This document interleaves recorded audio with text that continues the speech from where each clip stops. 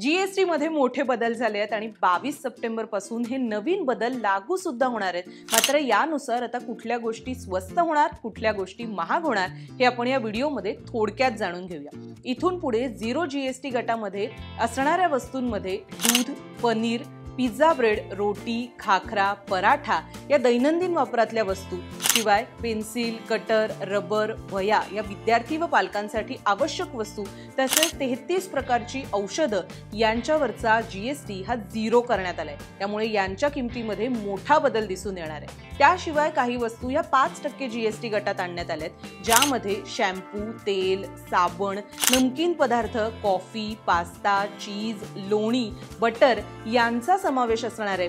त्याशिवाय glucometer, thermometer या वैद्यकीय क्षेत्रातील आवश्यक वस्तू सुद्धा इथून पुढे 5% जीएसटी सह विकल्या जातील। त्यामुळे याही गोष्टींच्या किमतीमध्ये काही प्रमाणामध्ये बदल होण्याची शक्यता आहे। इथे सगळ्यात मोठा जीएसटीचा बदल हा ऑटो क्षेत्रासाठी फायदेशीर असणार आहे। इथून पुढे आता एसी, फ्रीज, 3 व्हीलर, 2 व्हीलर म्हणजेच बाईकच्या किमतीमध्ये सुद्धा फरक होणार आहे, कारण यांच्याबाबतचा जीएसटी हा 28% वरून 18% आणण्यात आलेला आहे। 350 सीसीच्या ज्या बाईक्स आहेत त्या आणि त्यांचे ऑटो पार्ट्स हे 18% जीएसटी मध्ये असणार आहेत। त्यामुळे 10% बदलामुळे या वस्तू सुद्धा कमी किमतीमध्ये सर्वसामान्यांना खरेदी करता येणार आहेत। मात्र ह्या झाल्या स्वस्त वस्तू। महाग काय होणार तर 350 सीसीच्या वरच्या ज्या बाईक्स आहेत किंवा जी प्रायव्हेट जेट्स आहेत, विमान आहेत, त्यांच्यावरती 40% जीएसटी लागू होणार आहे। त्याशिवाय हानिकारक वस्तू ज्यामध्ये पान मसाला, तंबाखूजन्य पदार्थ यांचा समावेश होतो त्याच्यावर सुद्धा 40% जीएसटी लागू असणार आहे।